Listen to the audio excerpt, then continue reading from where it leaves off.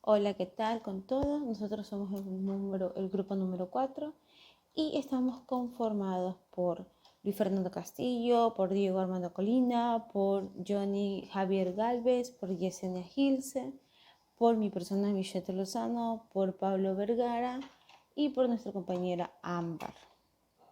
Ok, básicamente el día de hoy vamos a hablar un poquito sobre lo que hacemos una comparación del sistema jurídico indígena contemporáneo en otros sistemas indígenas. En primer lugar, tenemos que entrar un poquito en contexto en un antecedente. Bueno, un antecedente es nuestro sistema actual, nuestros orígenes como ecuatorianos y el por qué se lo considera el sistema indígena como una normativa. Vamos haciendo un poquito de recapitulación, vamos viendo un poquito de historia y vamos haciendo un análisis en general. Como grupo hemos llegado a una conclusión. Nosotros los ecuatorianos, antes de ser colonizados por los españoles, éramos netamente indígenas. Nuestra historia lo predetermina así y es uno de nuestros atractivos turísticos. En muchas situaciones, conocer las ruinas indígenas, nuestra cultura y compartir con ellos al mundo entero. Por eso existen matrimonios indígenas, justicia indígena, la misma costumbre que en la actualidad la adoptamos ya como nosotros los que somos los mestizos. Porque no se olviden que en esta situación, al momento que venimos a ser colonizados, ya vino del fruto de esa colonización los mestizos, que después se proclamaron el 24 de mayo y vino el primer grito de independencia. ¿Okay? Pero realmente nuestros indígenas es nuestras raíces. Y un pueblo sin una identidad es un pueblo que no tiene costumbres, un pueblo que no tiene, en este caso, cultura y un pueblo en que no tiene un origen. Y nuestro pueblo ecuatoriano desarrolla, protege, incentiva y sobre todo genera como parte de su identidad y lo predetermina en la Constitución de esta manera. Por esa razón, en la Constitución del año 2008 vemos una Constitución progresista, proteccionista y sobre todo una Constitución inclusista y como algunos la llamamos plurinacional. Pues entra y ingresa el concepto de un buen vivir y con él ingresa palabras muy particulares como el Shumar, Kawaski y el Suma Guamaña. ¿Ok? Y realmente este trabajo se basa a identificar las comunidades. Como parte de identificar las comunidades que ejercen la jurisdicción indígena, tenemos que primero identificar cómo se diferencian los indígenas. Bueno, la diferencia entre un indio o un indígena radica realmente en que el indio es el gentilicio de aquellos nacidos en India. Y en cambio los indígenas son los habitantes orígenes nativos de ese lugar. ¿Se acuerdan que hablamos en el anterior video en donde yo les explicaba un poquito de que ellos son parte de nuestra cultura porque los indígenas ecuatorianos ya estaban aquí en nuestras tierras y cuando vino la colonización española es donde creamos los mestizos?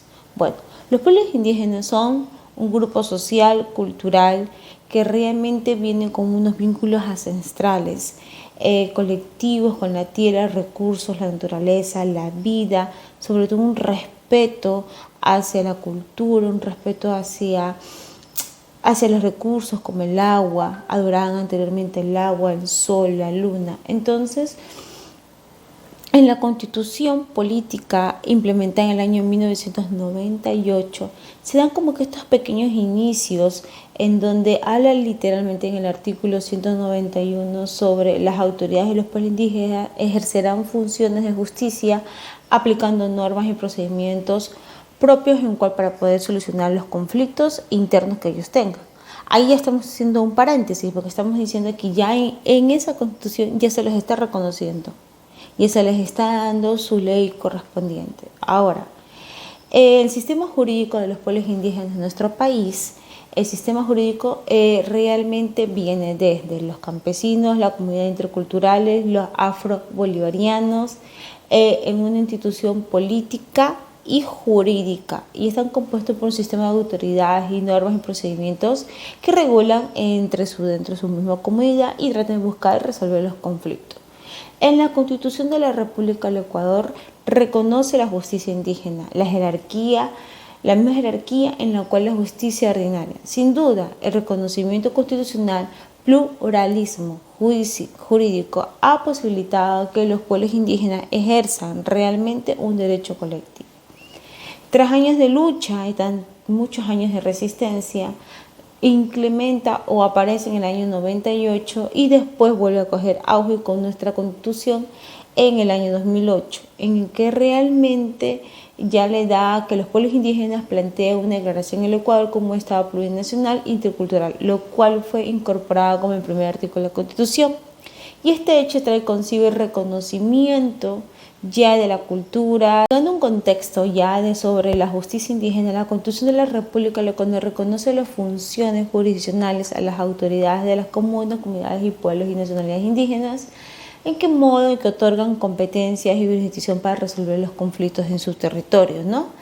Y bueno, garantizando y aplicando las costumbres, las normas y los principios, realmente se genera por sí mismo ya algo llamado la declinación de competencia y racismo jurisdiccional, como mecanismo de coordinación entre la justicia indígena y nuestra justicia ordinaria. Y el Código Orgánico de la Función Judicial establece la declinación de las competencias, a partir de la cual las autoridades indígenas pueden requerir al juez ordinario que respeten sus garantías de juez natural y que se sostengan a tratar hechos cometidos en una jurisdicción indígena. Sin embargo, en la práctica, los jueces de la justicia ordinaria están pidiendo requisitos no previstos en esta normativa, demostrando documentada de que los indígenas prueban de que casos ya han sido juzgados. En este caso han sido juzgados por la justicia indígena y la comprobación de sus autoridades territoriales. Muchas gracias. Esta ha sido la exposición del grupo número 4. Precisamente en razón a la diferencia de culturas. La sanción que aplica por el procedimiento de delitos no suelen estar escritos en el código, son transmitidos de forma oral y en pocos casos plasmados en reglamentos. En el caso de Ecuador, por otro lado, en Argentina las autoridades de las personas indígenas pueden tratar delitos como son los atentados contra la vida, pero en casos muy concretos como crimen organizado, ahí buscan el apoyo de las leyes del Estado. En Argentina, si una persona mestiza llega a vivir en territorio de comunidad indígena, esta se somete a las reglas de esta comunidad indígena, es decir, cumpliendo con sus sanciones en caso de incumplirlas. En nuestro país, Ecuador, debido a que la estrecha convivencia de indígenas y mestizos, tanto en zonas rurales como en las ciudades, dificulta la aplicación de los derechos indígenas en su territorio. En caso de Ecuador, cualquier miembro de una comunidad indígena que obtenga una sanción en clara contravención de las normas internas de la comunidad o en vulneración de los derechos humanos, puede presentar una acción de control de constitucionalidad en la Corte Constitucional, también denominada acción extraordinaria de protección contra las decisiones de la justicia indígena. Existe un control de constitucionalidad de decisiones jurisdiccionales indígenas y se suma a través de la acción extraordinaria de protección contra las decisiones de la justicia indígena a aquellas personas que no la requieran. El análisis de los principios que rigen el derecho indígena y sus características suplen a lo que en el derecho estatal se lo conoce como garantías del debido proceso y nos permite salir de la dogmática jurídica tradicional y obliga al desarrollo de métodos interculturales, interdisciplinarios para analizar los derechos humanos y los principios del debido proceso. En caso de que la autoridad indígena vulnere los derechos humanos fundamentales, también pueden recurrir a las garantías constitucionales como un amparo constitucional. En el artículo 8, el numeral 2, dice lo siguiente: dichos pueblos deberán tener derecho a conservar sus costumbres e instituciones propias, siempre que no sean incompatibles con los derechos fundamentales definidos por el sistema jurídico nacional ni con los derechos humanos internacionales.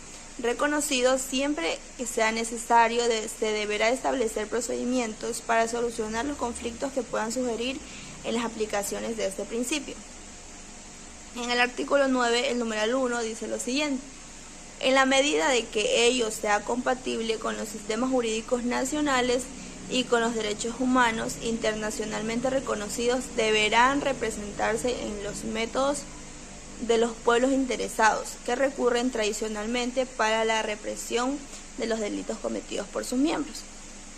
En los derechos humanos y sus principios básicos del derecho indígena es un modelo de Estado multiétnico y pluricultural que da lugar al reconocimiento del pluralismo jurídico. Nos obliga a analizar e interpretar los derechos humanos y los principios básicos del derecho indígena, en que el término del derecho estatal garantice el debido proceso,